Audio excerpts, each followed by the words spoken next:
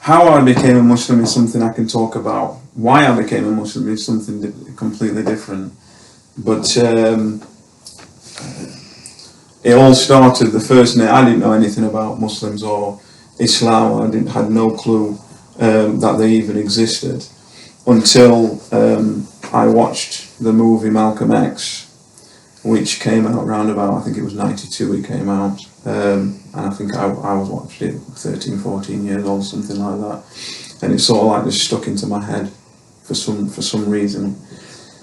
And I watched it the first time around, but I was too young to understand it, and then a few years later it came out again. So, and I made a point to watch it. I just really wanted, I remember it being advertised, I really wanted to watch it.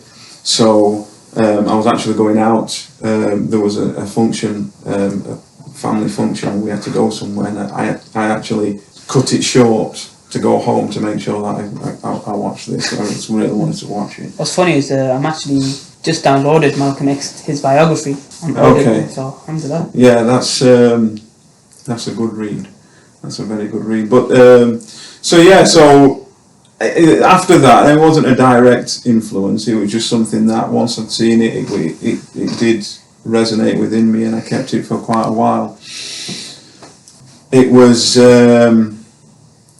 towards the back end of '96, I started to get a real passion for it and really wanted to go further with it. Really, I don't know, there's just something inside me that wanted to go with that side of things. Obviously, anybody who knows anything about the Nation of Islam will know that it's absolutely nothing to do with Islam itself.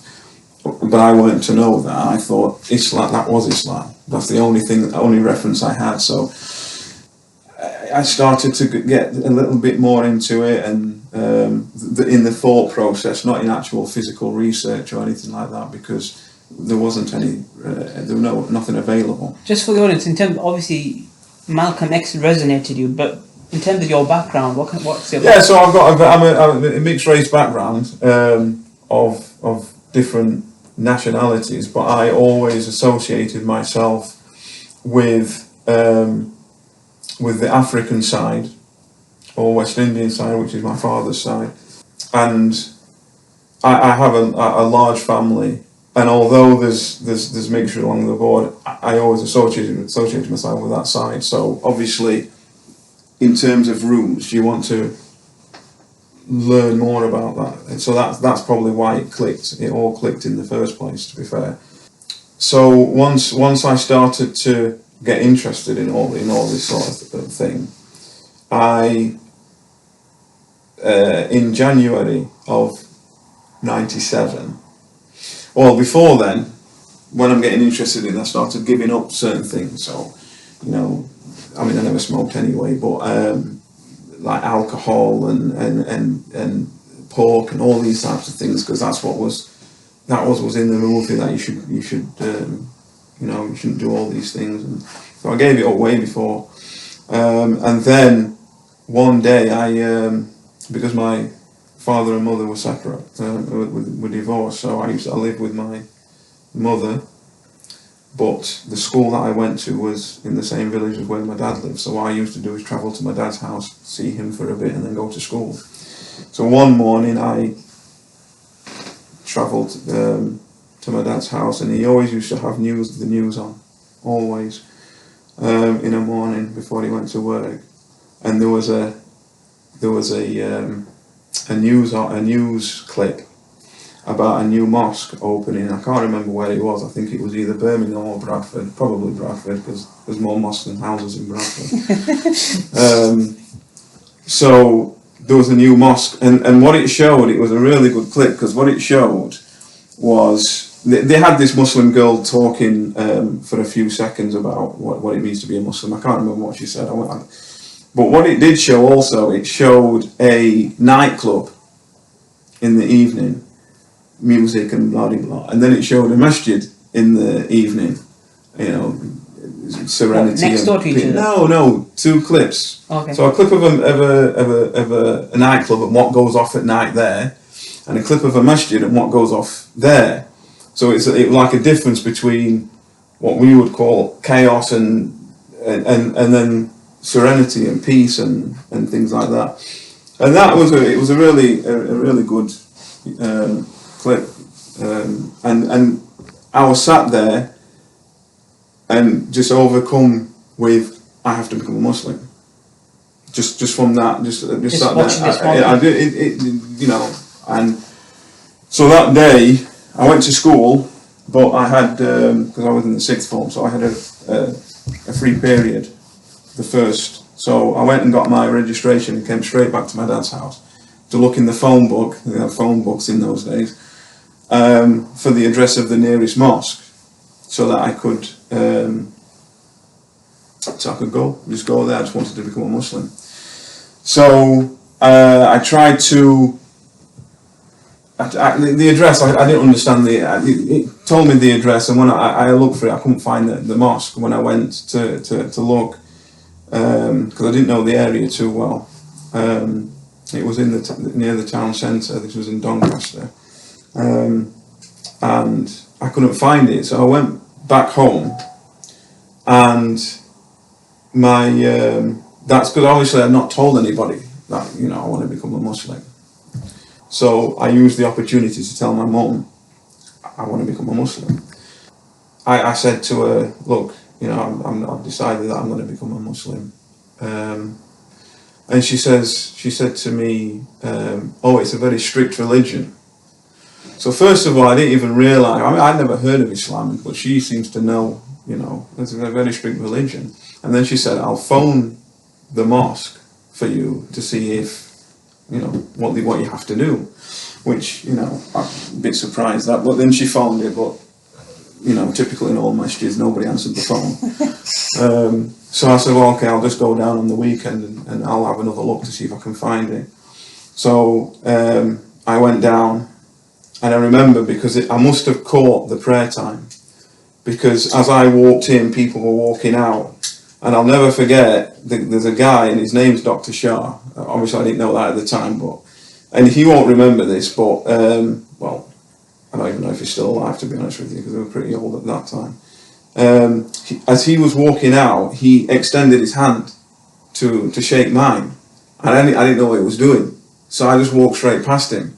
And to this day, I regret doing that. I wish I'd have, obviously, he was giving me salam, but obviously that time I didn't know. So I just walked straight past him, and I walked into the masjid, and it's like a foyer there, and all the people had gone, but the imam was still hanging around. So he walked past me, so I'm just stood there where you take your shoes off, and he walked past. He didn't say anything. He just walked off into another room. So I just stood there, waited, didn't know what to do, and then he came back again, and he walked away again, and then he came back again, and he came back again with a piece of paper. So he gave me the piece of paper, so I'm looking at it, and it's just a chart with numbers on it. I didn't have a clue what it was. So I just stayed there, just stood there, I didn't say anything. He walked off at this point, and I just stayed there. I didn't know what to do. What's this? What's he give me this for? So he came back a couple of minutes later. He says, "He goes, can I help you?" I says, "Yeah, I've come to become a Muslim." He said, "Oh, I thought you were already a Muslim." Because of my complexion, he thought I was Moroccan or Algerian or something like that. So he says, I thought you were already a Muslim. He says, go home now, come back tomorrow. He said, make sure you take a shower. Don't take a bath, take a shower. And come back and we'll do it. Now this was his practice, because a couple of years later, or a year later, another person came in wanting to become Muslim, and he said exactly the same to them. So it was his practice to send them away, bring them back the next day. Like when people want to become Muslim these days, we drag them as quick as possible, give them shahada before they even. He's sort of like, because what you do is you get a lot of people who walk in and they may just be drunk or whatever, and there's no sincerity there. And it was his way of checking to see if you will come back, but B, doing it right in the terms of making sure that you take a shower and things like that, because there is a way. You are supposed to like have a hustle before, but obviously it's not necessary. But it's just one of them things that he. But was it sort of like did. test to check if you're going? I think so. I think he was testing to see if I'd come back. It was just his way. It was his way. Somebody asked me a year later. Well, they didn't ask me, but I discussed it with them, and I told them this story, and they said, "Well, what if you'd have died? You know what I mean? You should have just give your shahada there." I said, "Well, it don't make any difference, because your intention is pure. So if I had have died, the intention was still there anyway, so it doesn't make any difference. But he needs to make sure, for practical reasons, that." You know, this person, he's probably had it plenty of times in the past where people have come in and then they just never show up. But, so that's his way anyway. So basically, with him saying, take a shower, not a bath, he specifically said that. Shit, okay. Take a shower, not a bath, because it's running water into it. Okay. I didn't have a shower, because I live with my mum and we didn't have a shower, but my dad did. So me being, I was only 17 at the time, so I was just like, I wanted to follow it by the letter of the law. He said that, so I thought to myself, telling your mum you want to become a Muslim is one thing, but telling my dad is something completely different. And I wanted to avoid that confrontation, but I thought I'm going to have to go to his house to take a shower. Ergo, I'm going to have to tell him why I'm taking a shower. You don't just turn up at somebody's house, well, it's my dad's house, but and say, look, he's obviously going to ask why. And I was replaying it in my head all the time, and I said to him, look, so I got to the house and I said, I want to take a shower. He goes, why? And you know, everything I've replayed played in my head, how it's going to go, that's how it went, apart from the end. So he said, I said, look, I want to take a shower. He says, why? He says, I've decided I'm going to become a Muslim. And he said, okay, go take a shower and then I'll take you to the mosque. Now, I know for a fact that he's against me becoming a Muslim. I didn't know it then, but I know it now. And he's never like disowned me or anything like that. And I have known other people who have been disowned. So it was a big surprise to me for him to say, I'll take you to the mosque. So I took the shower and everything, and he drove into the mosque, dropped me off, and I went in. And the same imam was there. And he took me into a room, and somebody else was there as well, and then we went through the shahada, and also Surah Al-Fatiha as well, which I'm not quite sure why we did that, but we did it.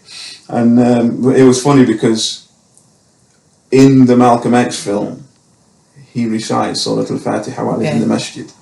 So obviously, having watched that film so many times, I'd actually already knew the pronunciation and everything of Surah Al-Fatiha.